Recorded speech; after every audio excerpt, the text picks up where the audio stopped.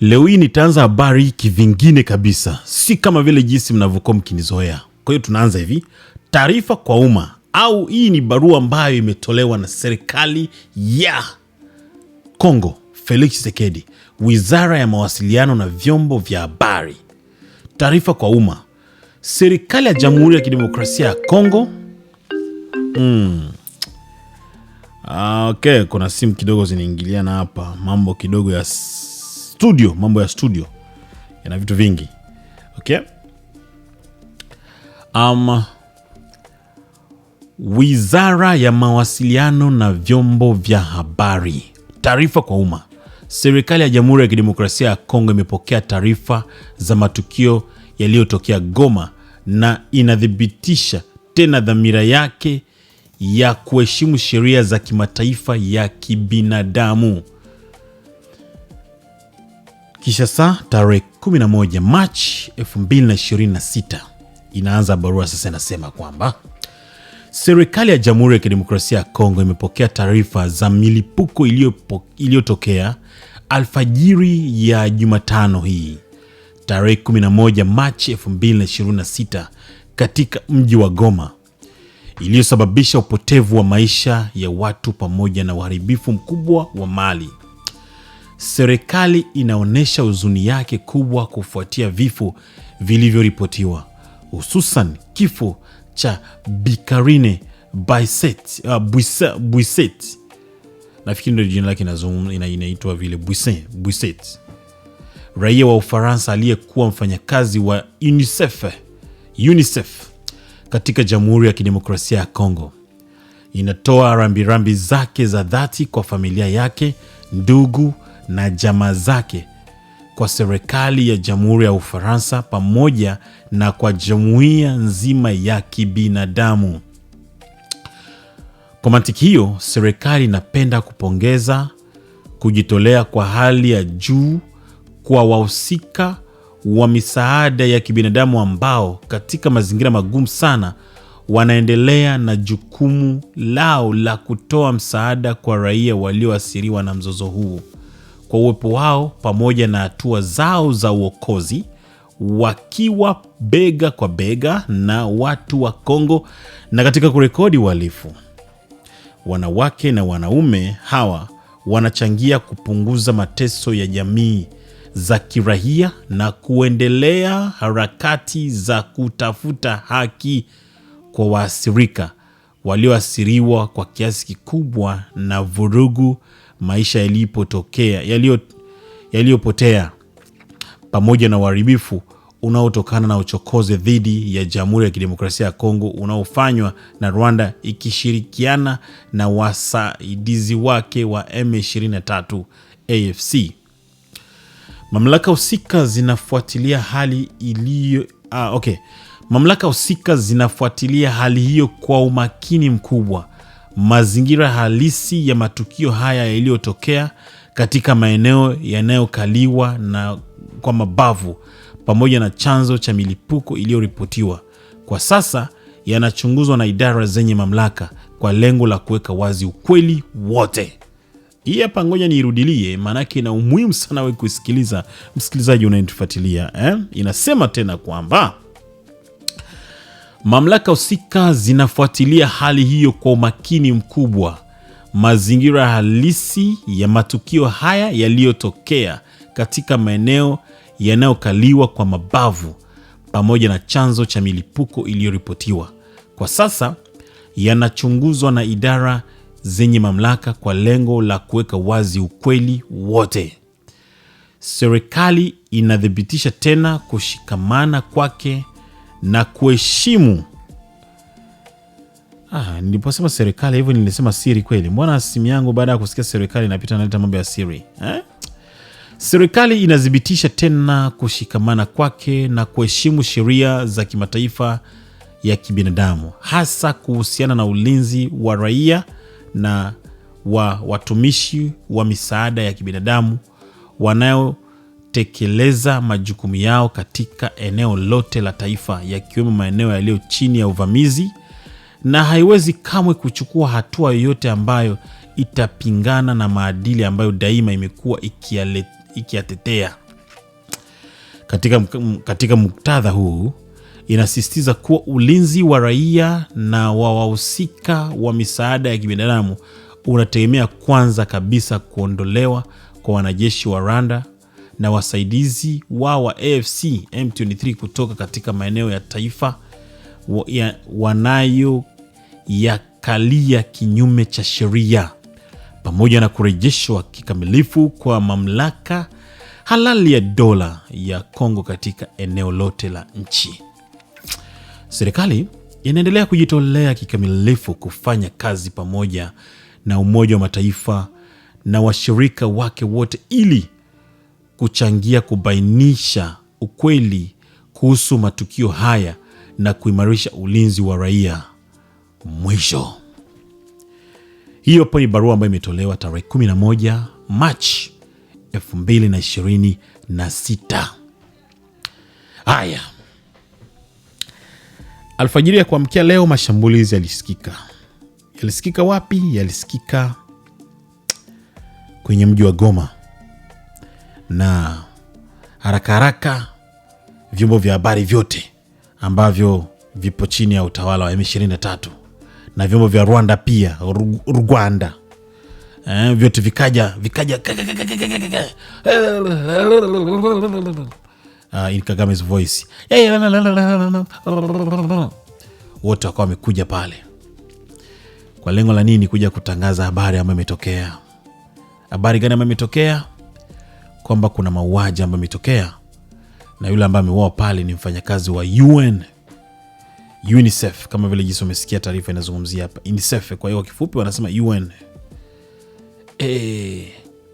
Hii habari kapita na ichafua serikali ya Kongo kupitia zile media za M23 zote, zikaichafua serikali ya Kongo kusema kwamba eti wao regime de Kinshasa, kama vile jinsi wanavyosemaga regime de Kinshasa ndio ambao wamefanya mashambulizi ya drone na wamekuja kumuua mfanyakazi wa UNICEF. Haraka nilipopata habari nikaanza kuitasmini. Huku nilikuwa naitasmini, alafu tena habari nyingine kajiongeza. Kama unajua serikali ya Kongo ilikuwa inamtafuta Kabila. Walipata taarifa kwamba Kabila yuko pale. Kwa hiyo ndio maana walikuja kumshambulia, walituma drone kwamba wanamshambulia kwamba wamuue pale pale. Yaani wamfanyie kama vile tu jinsi Irane ilipigwa na kiongozi wake mkuu, amiri jeshi mkuu, au niseme ndio hivyo, Ayatollah alipigwa bomu moja takatifu na Marekani, na ndio hivyo ikakuwa kwisha jeuri. Kwa hiyo inaonekana kwamba saizi Kongo si wana urafiki na Marekani, wanaanza kukopi na kupesti kwamba in Kongo wewe tuma tu drone au tuma bomu pale ishuke hivi kwamba Joseph Kabila aage maisha. Kwa hiyo baada ya pale hiyo habari imekuja, tukawa tumeona pia tena kwamba Joseph Kabila eti akashika video, inasemekana kwamba sijui ni Namibia au somewhere. Manake amekuwa mtu wa katanga, yani hatulii sehemu. Akashika video eti iko na kamera anashika sunset, no, sun rising, I think maybe tutasema vile labda, cause jua inaonekana kwamba ndo hivyo. Unajua image ya jua inachomoza na jua inazama, zinaga zinafanana. So alionekana kama vile anarekodi jua, kuonekana kwamba bana yuko kwenye mazingira ambayo hana cha kufanya, kiasi kwamba saizi kazi yake pekee ambayo anaanza kufanya ni kukumbuka uumbaji wa Yehova Mungu, kwamba basi hata rekodi jua. Yani kwamba yuko free sana kiasi kwamba anaamua basi ageuke tu kameramani kwamba saanze kurekodi jua. Okay. Ikafikirisha zaidi kwamba okay, ikaendelea kuweka uzito wa kesi yao kwamba kwa hiyo nyinyi mlikuwa mnataka mtafute Kabila pigwe hapa, ndio kwa maana amkupenda yani mlitaka mpige hapo Goma, ndio kwa maana mkaona kwamba mmeshindwa kwa hata makini, mkaamua mshambulie pia UNICEF, mfanyakazi wa UNICEF UN. Kwa hiyo hayo yote akazidi kuchanganya bado taarifa ya habari. wao wanasema kwamba bana okay, imepigwa na serikali ya Kongo, na baada ya Kabila naye pia anakuja kutoa video ya kuonesha kwamba bana okay, mimi bado niko sawa. Nikaanza kuuliza inawezekanaje kitu kuitafsiri, kuichanganua, lakini bado niko vile. Nikaja kukumbuka taarifa nyingine ambayo iliwahi kusemwa kwamba anga la Goma na Bukavu limeshadhibitiwa vizuri sana. Kwa maana hata watafiti wachambuzi wamekuwa wakisema, mnajua kwa nini airport ya Goma haijafunguliwa? Airport ya Goma haijafunguliwa kwa sababu wanadhibiti anga pale. Wanajua kwamba wakifungua anga airport ianze kuingiza vitu pale, serikali pia itatumia fursa hiyo kwa ajili ya kupiga mabomu pale, ivuruge watu kwa kutumia drone. Na ndio kwa maana hata anga saizi haifanyi kazi pale, kwa sababu hawataki utani, hawataki ujinga, hawataki upumbavu. So hii taarifa nikaikumbuka. Nilivyoikumbuka nikajiuliza, sasa drone leo imewezekanaje ikafika pale ambako anga imefungwa? Drone ya Kongo, serikali ya Kongo imewezaje kufika pale hali ya kwamba anga ipo secure? Nikasema bado niendelee kufikiria, bado niendelee kutathmini, bado niendelee kutafuta ukweli. Maanake ukweli inawezekana tunaweza kuupata. Tutaupataje? Nikaendelea kufikiria tena kitu kingine. Leo hii vyombo vya habari vyote vimekuja kwa kifo cha mfanyakazi wa UN. Kwa nini vyombo vya habari havikuenda kipindi kile cha kifo cha Willy Ngoma?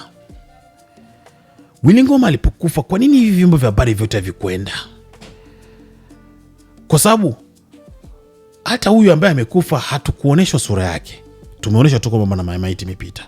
Okay, je, shida yetu ilikuwa ni maiti au shida yetu ilikuwa ni kwamba tuoneshe kwamba bana okay, mnaona bomu ndio ilipiga hapa. Ilipiga hapa ikamua Willy Ngoma. Vyombo vya habari shikeni vyombo. Shikeni taarifa za habari hivi kwamba tuendelee kulaumu serikali ya Kongo kwamba bana ninyi ni wauaji, ninyi wabaya zaidi. Nini? Kwa nini haikufanyika hivyo? Haina impact. Okay, haina impact. Lakini Willy Ngoma ni mtu mzito jamani. Willy Ngoma ni mtu mzito huyu. Lakini ngoja niongee kwa Kiswahili cha Kongo. Au contraire. Willy Ngoma akaja kutangazwa kifo chake, wakadhibitisha baada hata almost 2 weeks. Ndo M23 wakaja sasa kudhibitisha kwamba Willy Ngoma hatunaye. So, ninyi huku kwa Willy Ngoma mwenye jina kubwa imewachukua more than 2 weeks, zaidi ya wiki 2 kuja kutoa majibu. Lakini upande wa huyu mfanyakazi wa UN, tukio limetokea saa 10 za alfajiri, saa 1 za asubuhi vyombo vya habari vyote vimeshaanza kutangaza. Tena vyombo tu vya Rwanda na vyombo vya pale Goma, wote waisha kuja pale, wanamiminika, wanaanza kuongea. Lakini pia nikawa nimejiuliza swali lingine. Maana nilibaki na maswali mengi sana siku ya leo ndugu zangu, leo nilibaki na maswali mengi sana. Bado sijapata majibu katika hayo ambayo nimewaambia pale. Nikawa nimejiuliza hivi, ninyi mlikuwaje na uhakika au mmekuwaje na uhakika kwamba hakuna drone nyingine ambayo itakuja kuwashambulia pale ambako mmepeleka makamera yenu? Maana kipindi cha Willy Ngoma nilijipatia majibu kwamba hapana, hawakupeleka kamera pale kwa sababu hawana uhakika kwamba drone nyingine haiwezi ikaje pale. Drone nyingine ikaje pale itawapiga, itawasakaje, itawavuruga, watakimbia. Kwa hiyo haiwezekani wapeleke makamera pale kwa sababu watajikuta wanakufa zaidi. Si Willy Ngoma ameshakufa? Willy Ngoma ameshakufa. Kwa kuna haja kusema tena tupeleke tena drone hapa makamera hapa tuanze kuongea ionekane huyu fulani ndio iko naongea. Fulani wanaongea, kwa sababu hali itakuwa mbaya. Tutatumia tena drone nyingine hapa, watakuwa wanaweza kutuona kwenye YouTube. Wataona watu kwenye YouTube tuko live.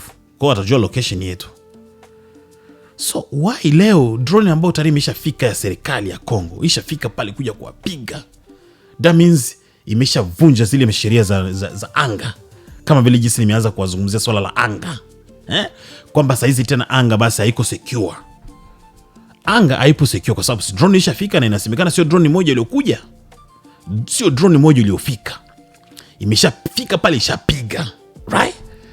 Kama ishapiga, that means anga, yani maana yake kwamba anga haina ulinzi. Kama haina ulinzi, imewezekanaje mmekueje na ujasiri wa kwenda kwenye eneo la tukio alafu mmepeleka makamera pale? Mmepataje huo ujasiri ambao mliukosa kipindi cha Willy Ngoma? Tena narudia hivi kwamba mkapataje huo ujasiri M23 ya kuwaita waandishi wa habari waje pale wamiminike tu saa 1 saa 2 za asubuhi, wameshamiminika wote na taarifa tumeshaanza kuipata, lakini mlikosa huo ujasiri wa kipindi Willy Ngoma anapigwa, na alipigwa usiku, lakini saa 1 hatukuona vyombo vya habari. Maana yake na alipigwa kwenye hayo mamida ya saa 9 saa 10. Huu naye pia tuseme bana saa 9 hivi saa 10 saa 11 ndio mashambulizi yametokea. Asubuhi na mapema mmeshapeleka makamera pale. Okay, don't tell me kwamba no, unajua hapa ni Goma, pale ilikuwa ni Rubaya. Acha kuniambia vile wewe, acha.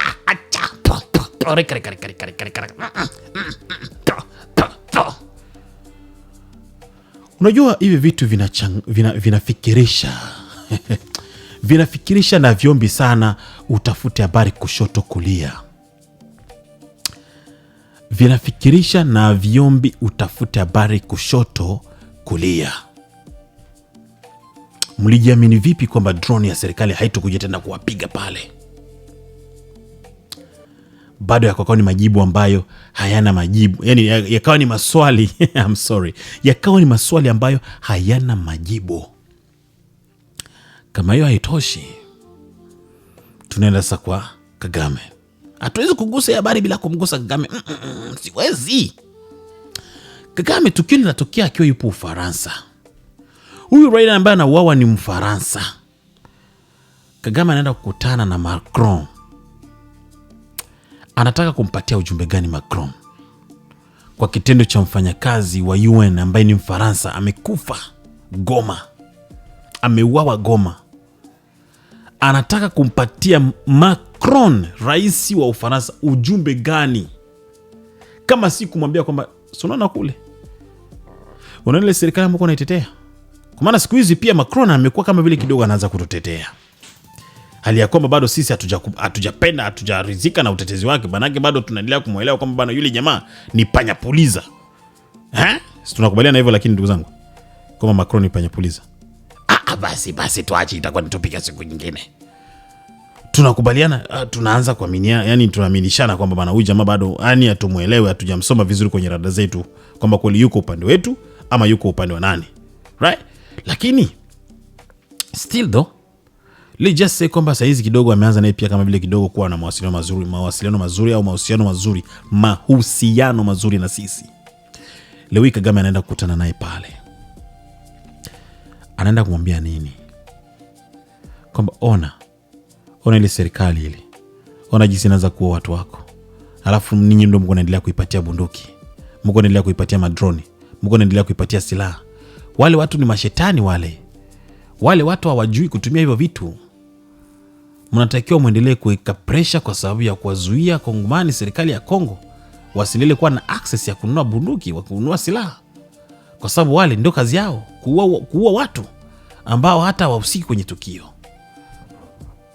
So you can see kwamba mauaji ya huyu mfanyakazi wa UN, endapo imefanywa na serikali ya Kongo, ni maumivu makubwa sana kwa serikali ya Kongo. Na M23 wapo tayari kupiganisha juu chini. Ndio kwa maana vyombo vya habari vilikuja vikashuka pale, vikaanza kuongea, na mpaka leo hii wanasema kwamba kuna maandamano ambao watafanya kwa ajili ya kupinga. Maandamano ya kupinga tu nini? Eti mfanyakazi wa UN ambaye amekufa. Ni mtu muhimu, sikatai, ni mtu muhimu, na hata sitaki tena eti, yani sitaki mnije mnisikilize hapa kama vile eti mtu ambaye nilikuwa nachekelea kifo cha mtu. No, si topic yangu, siende hata huko kabisa. Yani naelewa thamani yake, naelewa uzito wa hili swala, lakini katika kulizungumzia, mimi mpaka kesho siamini kama serikali ya Kongo ndio imefanya haya mashambulizi. Nimesoma barua hapa, barua ambayo imetoka rasmi, lakini nao pia wanasema kwamba tunaendelea kufanya uchunguzi wa hili swala na tutawapatia full information. Ndio maana nilianza kwa kusoma habari ambayo imesemwa kwamba mamlaka husika zinafuatilia hali hiyo kwa umakini mkubwa. Mazingira halisi ya matukio haya yaliyotokea katika maeneo yanayokaliwa kwa mabavu pamoja na chanzo cha milipuko iliyoripotiwa kwa sasa yanachunguzwa na idara zenye mamlaka kwa lengo la kuweka wazi ukweli wote. Okay, kama serikali imeshasema vile, that means sisi wengine ni kusema kwamba tusubirie, lakini haimaanishi kusubiria ndo kwamba pia tumefungwa na mdomo hivi kwamba tusiweke comment kulingana na kile ambacho tunakiona. Hili swala serikali M23 ikifanya juu chini kuaminisha dunia kwamba serikali ya Tshisekedi au serikali ya Kinshasa, regime de Kinshasa ndio imefanya hivi, itakuwa benefit sana kwao M23, na ndio kwa maana inaniaminisha kwa kiasi kikubwa kwamba wao ndo wamefanya hili tukio. Yani inaniaminisha right away kwamba hawa wamefanya hili tukio kwa sababu gani? Wanataka kwamba serikali ya Kongo iwajibishwe, aidha kwa kupewa adhabu ambazo aidha ziendane na adhabu ambazo Rwanda saizi anazipata. Ndo pale sana nataka kidogo tena turudie kidogo kuile kintu ambayo inaitwa sanction. Oh man.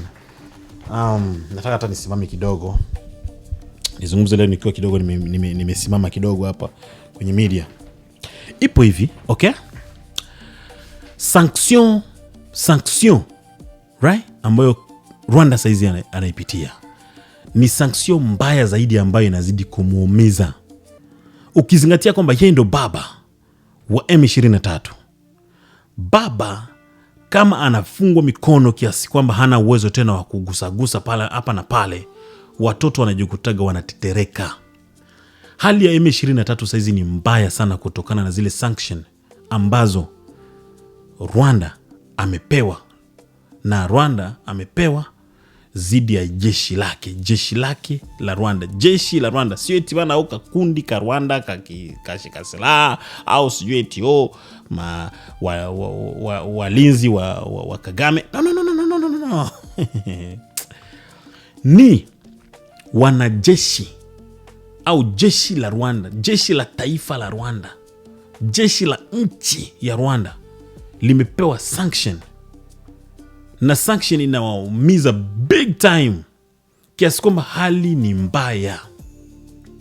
Kama hali ni mbaya kwao, yani kama hali ni mbaya kwao mara 10, kwa M23 hali ni mbaya mara 40, sio hata mara 20, no, mara 40. Hali inazidi kuwa mbaya. Nikupatie tu mfano mdogo nikupatie mfano mdogo. Kuna wanajeshi wa M23 ambao walishikwa mateka hivi karibuni, wakashikwa mateka. Wale wanajeshi wa M23 walioshikwa mateka, kitu cha kwanza ambacho waliwaomba wazalendo, wakaomba please, tuna siku kama 5 kama 4 au 5 hivi atujala, kama mtatua mtuwe ndio, lakini mtupatie kwanza chakula. Wazalendo wakashangaa, akasema kweli Mungu wangu mtone hivi tu Mungu. Nacheka kweli Mungu. Amjafanya nini? Hatujakula. Yaani kama unasikia ile ya Fandesele kwamba adui mwombe njaa atanyosha mikono juu hata kama alikuwa shujaa. Evan, M23 saizi hakuna mambo mengine ambayo tunataka kuombea washikaji. Mimi nakwambia kweli, maombi pekee ambayo M23 tunataka kuombea ni njaa. Washikaji wanakemba. Hivyo ndio maana kukemba. Unajua mimi nilikomalia katika mazingira ya Rugusu. Wakati mwingine nilikuwa najikuta napitia goinike. Unajua goinike ile kukula mara moja kwa siku ile. Lakini I can tell you, naweza nikawaamini ukweli, M23 sio tu goinike. Yaani unapitisha siku moja, siku mbili, siku tatu, siku 4. Hawajakula. Kula. First of all, wako wanapigana Kongo katika maeneo ambayo hawayajui vizuri. Wengi wao wametoka kwenye makambi kule. Tena majority wengi ni Wakongomani, ndugu zetu. Nafikiri tumeshamalizana nao mjadala wa kusema sio kila anayeongea Kinyarwanda ndio Mnyarwanda. Si ndio hivyo jamani, right? Tumeshamalizana nayo mada, hatuko tena kwenye hiyo mada. Kwa hiyo wengi ni ndugu zetu ambao lakini wamekubalia kwenye makambi tu. Wanatoka kwenye makambi ya wakimbizi Rwanda.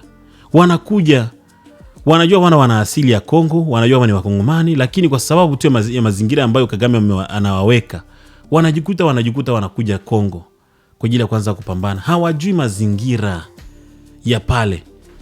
Mwisho siku unajikuta wako wanakimbia kwenye pori, wanakutana na pori, hakuna nini. Wakishikwa wanalalamika tu kitu kimoja, kabla mjatua basi mtupatie japata chakula. Wazalendo wanashtuka, wanasema huyu ni adui kweli au ni nini? Tuwapatie chakula. Lakini kwa huruma ya wazalendo, thank you sana kwa vijana kidogo wa kizalendo, wanajikuta wapatie chakula kwanza wakule. Basi utafanya nini? Ndio tuko tunakutana navyo mwi vita. Yaani wakwambia katika nchi ya Kongo, hii vita ya Kongo hii, wanakutana na vitu vingine ambavyo ni vya kushangaza. Askari kuna watu wako wanashikwa, kundi ya watu 37. Kundi ya watu 37 wanakutwa eti wana bunduki 2 au wana bunduki 3. Watu 37 wana bunduki 2, bunduki 3, amlaka. Nini? What is this? Hii maana yake nini? Yaani oh man. Vijana wote ambao wanatoka kwenye M23 wanasema kwamba eti hawajapokeaga pesa. Eti walikuwa wanaambiwa kwamba eti Felix Tshisekedi ndio atawapatiaga mshahara, atawalipaga pesa. Kwamba nyinyi msijali, tukifika kwa Felix Tshisekedi tutamwambia atatulipa pesa. I'm like, hata mimi ningekubali kweli mimi ndio Felix Tshisekedi. Mimi ningekubali kweli ule upumbavu. Hapa kwa nicheke kweli, Mungu wangu. How ningekubali kwanza ule upumbavu? Kwamba ninyi mnanipiga, ninyi mko nakuja kunipiga. Alafu nikamata tena mshahara niwalipe. Vile jinsi, yani mimi nakwambia vile jinsi Felix Tshisekedi alifanya, akawapatia kwanza wazalendo kwanza ile 350 papa. Wengine walipewa 320, wengine 400, 500, 600, 700. Kile kitu anachokifanya M23 wali go crazy. Hawajai kuona hiyo kitu toka wamezaliwa. Yaani toka wamezaliwa hawajai kuona hiyo kitu. Walijiuliza ni nini hiyo? Wamepewa ngapi? 300 na nini? Na ngapi? Hawajai kupewa hata senti moja. Maisha wanaopitia ni maisha magumu, wanakula maragi kama vile wafungwa. Tena maragi sio ya kila siku. Wanakwambia kule vijana kuuawa ni kitu rahisi. Ukijifanya unataka kujifanya mpinzani au labda kwenye zile ma training zao kule gisi walivyo kule.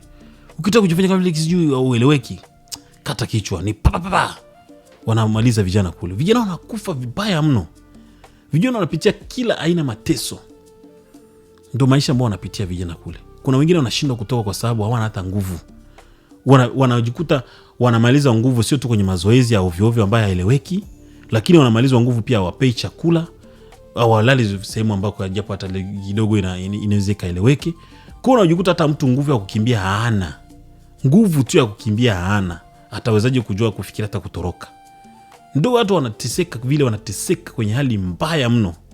Hakuna mtu ambaye yuko anashikwa kule mateka yote ambayo yuko na kamwili. No, wote wako natoka kule ambao wanashikwa wanajikuta ni twembamba tupo hoi tabani. Tumwili tumezorota. Ndio maisha hiyo.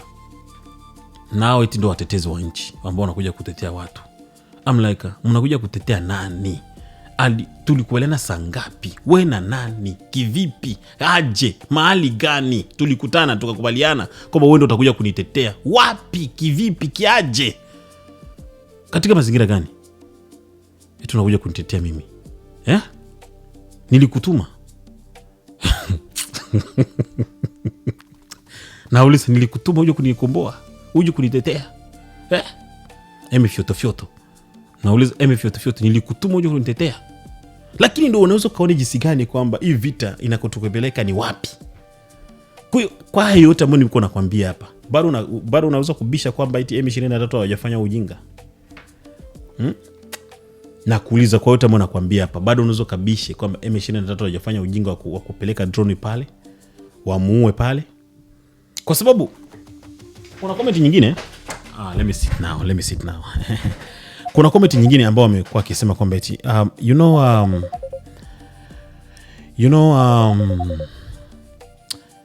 M23 haipati faida.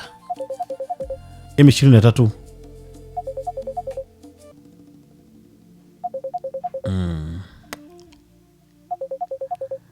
Hold on.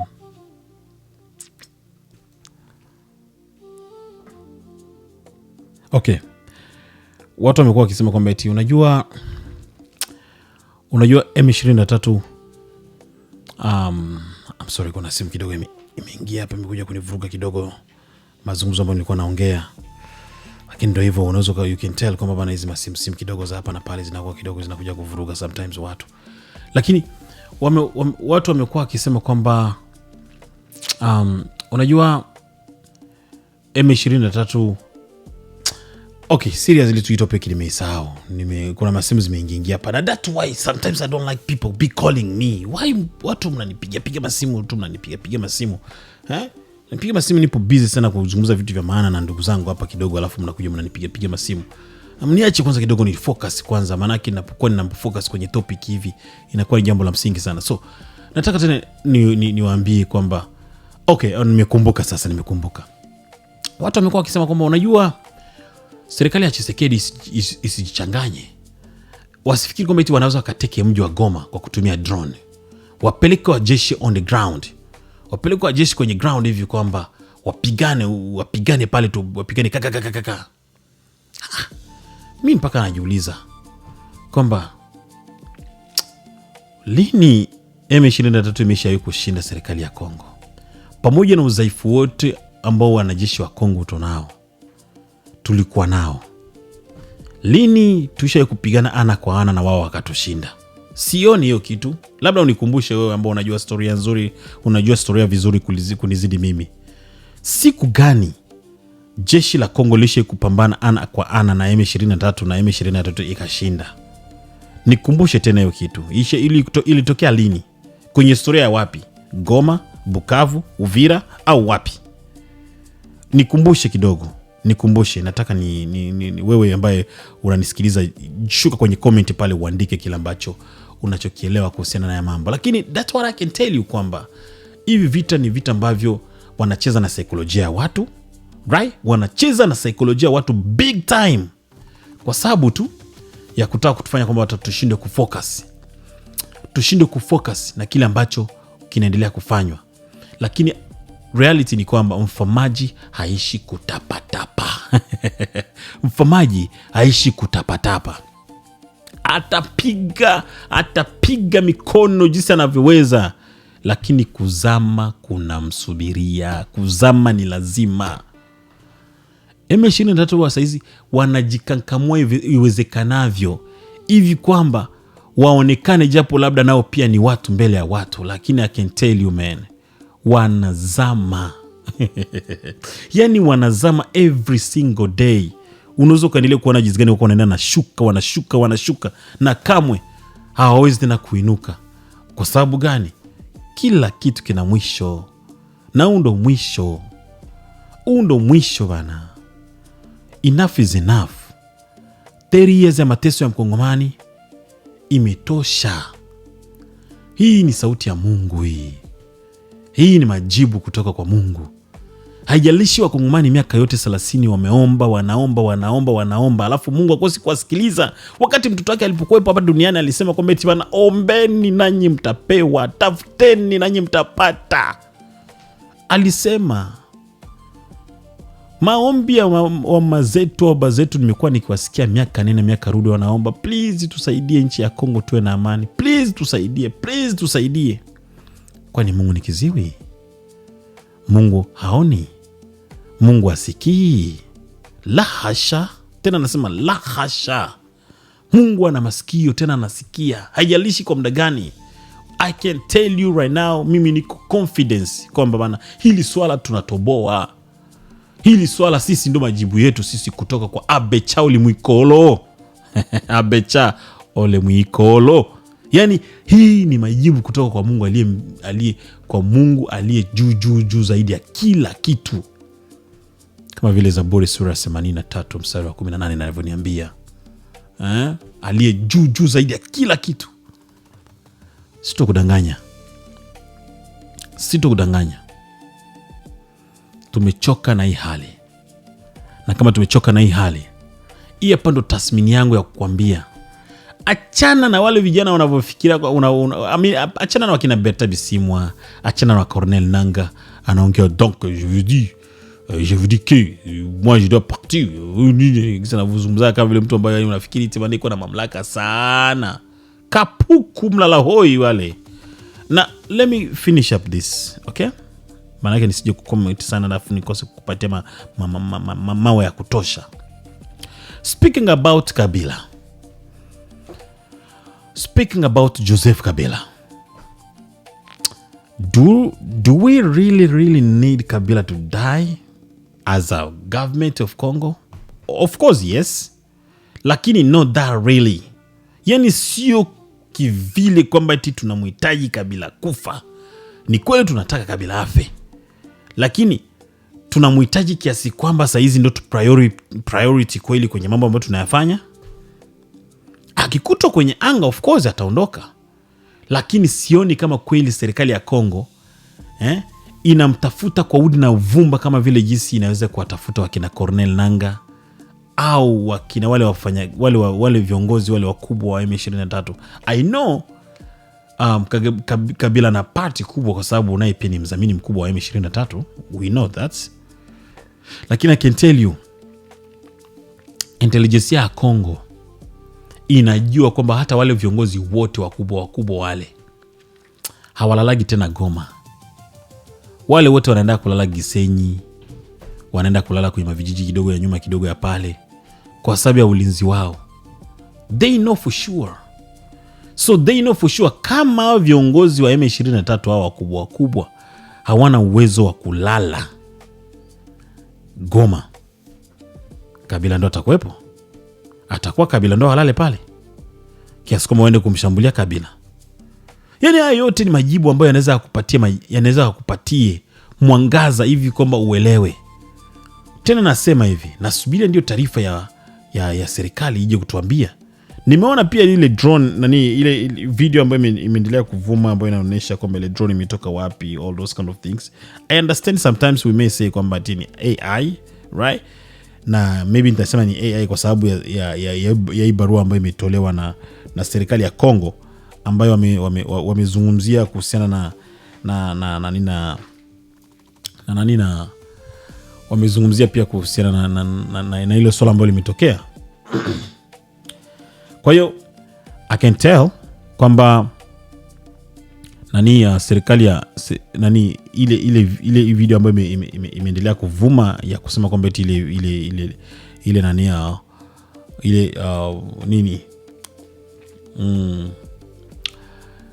ile kitu imetoka drone imetoka Gisenyi. I can tell kwamba ni AI, lakini haibadilishi ukweli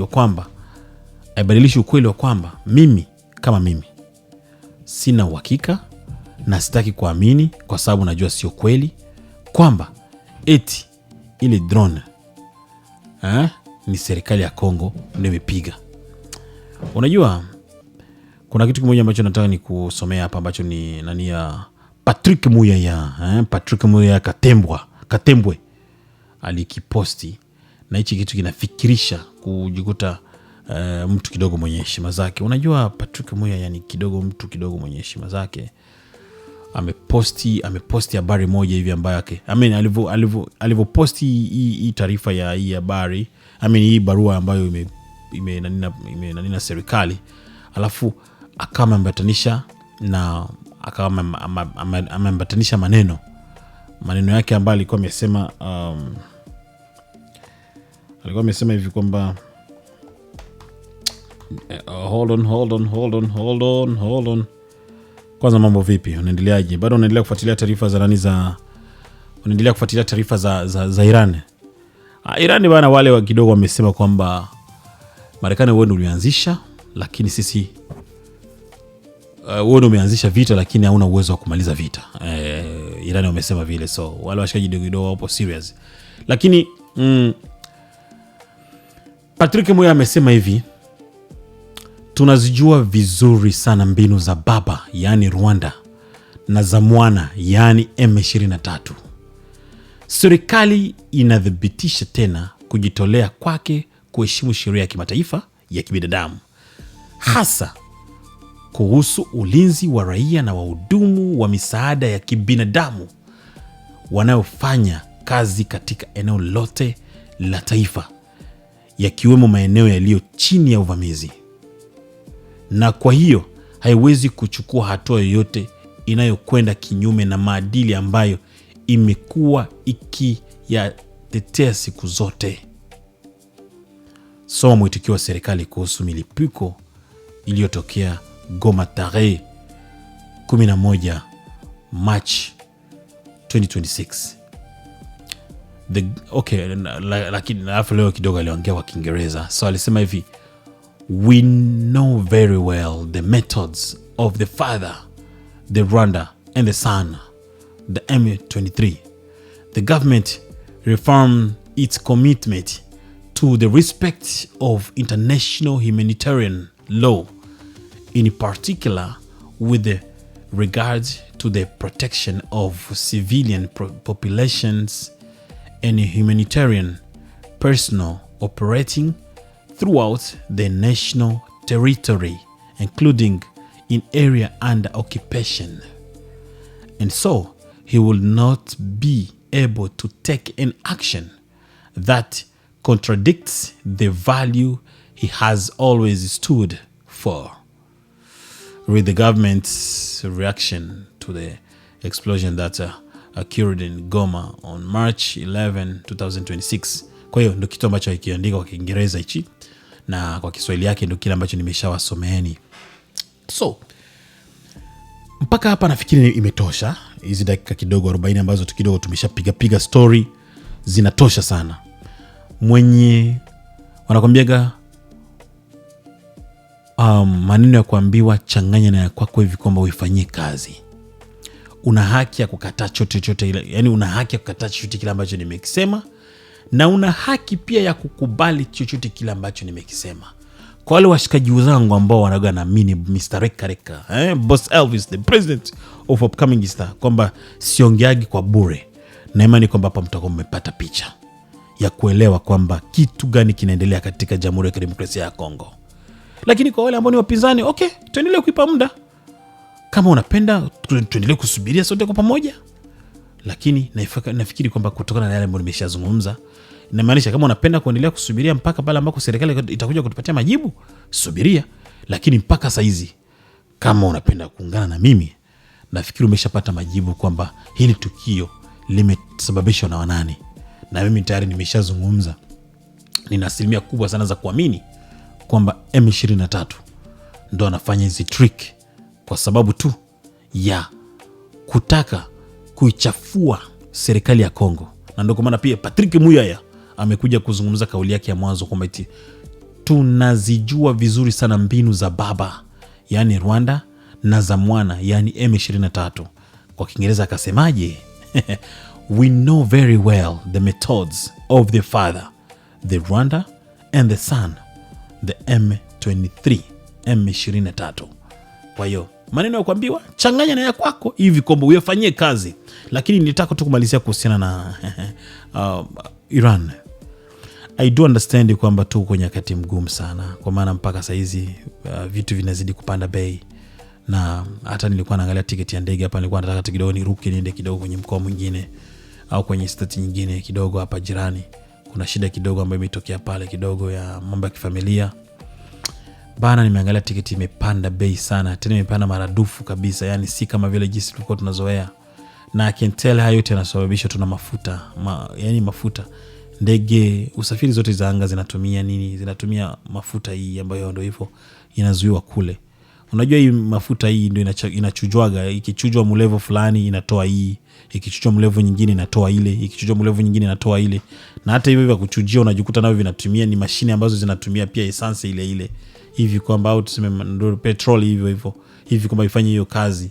So yani unaweza kaona kwa maana okay, ili swala tu la mafuta lipo connected na vitu vingi sana. Gari inahitaji hayo mambo, lakini gari, let's say gari inahitaji, inaenda shambani kwenda kuchukua miti ya kuja kujenga nyumba. Ikikuwa mafuta imepanda bei, itabidi nini hiyo gharama iingize kwenye ile miti inakuja inajenga nyumba. Mwisho siku nyumba tena nayo inapanda bei, kwa sababu kipindi kile walipojenga truck ilikuwa inadai pesa fulani, yani ilikuwa inadai kiasi fulani cha pesa kwa sababu mafuta ilikuwa imepanda bei. Yani vitu vipo connected sana na maisha yetu yote, kiasi kwamba you can tell kwamba kweli tupo kwenye wakati mgumu sana. Na ndio hii na mara nyingi nazoea kusema kwamba unamkuta kijana mzima anasema eti bana, mimi sipendaki sana kufuatilia mambo ya siasa, mimi naona tu nipaswa kichwa. I'm like, how unashinda kufuatilia mambo ya siasa na kati vitu viko connected sana na maisha yako ya kawaida? Na maybe kupaza zako sauti inaweza kufanya viongozi kidogo wachukua hatua. You never know kwamba hii video zangu ambao let's say kipindi, you never know kwamba itasikiwa na nani. Maybe kuna kiongozi fulani ambaye anaweza kasikia hii video na ikamsaidia hivi kwamba achukue hatua ya kujirekebisha tabia zake. Kusikia kupitia Red Pro Media anasema yes, huyu jamaa anaongea point ya maana huyu. You never know. Kwa hiyo what if nikikuwa tu, yani nikiamua tu kwamba nao unajua mambo ya siasa bana inakaa inanisumbua tu, maybe stop jikuta hii sauti ambayo nimekuwa nikizungumza hapa maybe haitasikiwa na mtu fulani ambaye labda anaweza akakuwa na nguvu ya kufanya kitu fulani. That's why ndugu zangu, nafikiria ili mjue dunia inaendaje, mnatakiwa mfuatiliza na siasa. Hawa ni viongozi, wanaita leaders. Hawa ndio wanatuongoza katika maisha yetu. Utakosaje kufuatilia hao viongozi hivi kwamba unajua wanakupeleka wapi?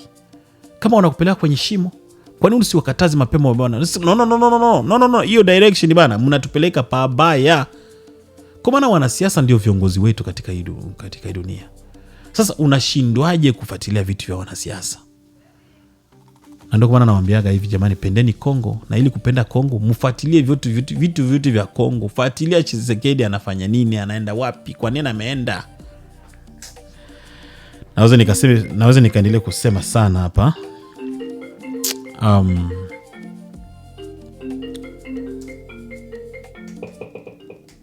Okay, naweza nikaendelea kusema sana hapa mpaka kesho, lakini haibadilishi ukweli wa kwamba tuko nyakati mgumu sana kabisa. Kwa hiyo tuendelee kumwomba Yehova Mungu atusaidie hivi kwamba tuwe sawa. Najua ni nyakati za mwisho, kwa maana wakati mwingine pia kuna watu wanakutana nao wanakuambia, unajua bana, katika kipindi hiki there is nothing we can do. Ni unabii tu inatakiwa itimie.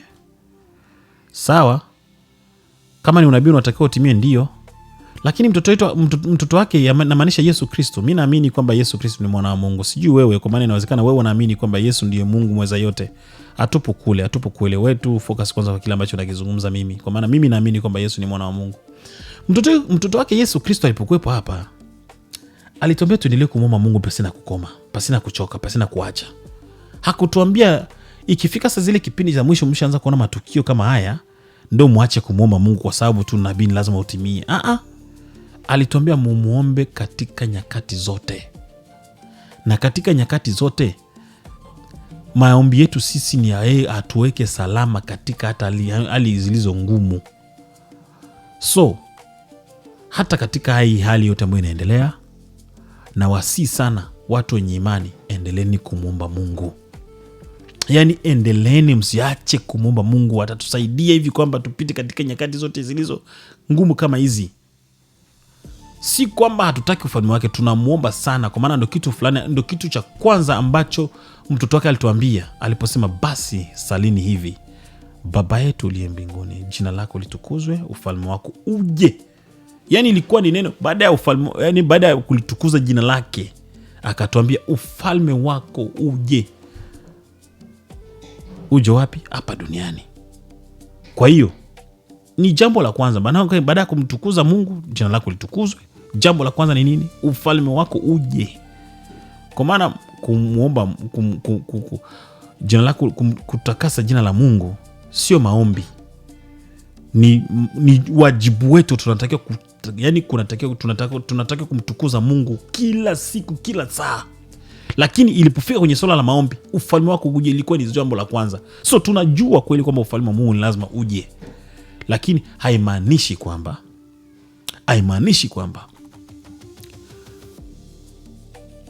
hakutuambia kwamba eti wanamwache kuomba. Eti kwenye shida kama hizi tushindwe kumuomba. Ndio kwa maana ndugu zangu, endeleeni kuomba sana. Naitwa Boss Elvis, the president of upcoming star mweneji ba aka Loba H Mshima kutoka Mtindio Pat Mrega wa Steel 6000 volt Mr Wanted. Na malizia tu kwa kusema kweli kwamba M23 wanaheya, wanakufa, wanazama, wanaisha, mwisho umefika. There is no coming back.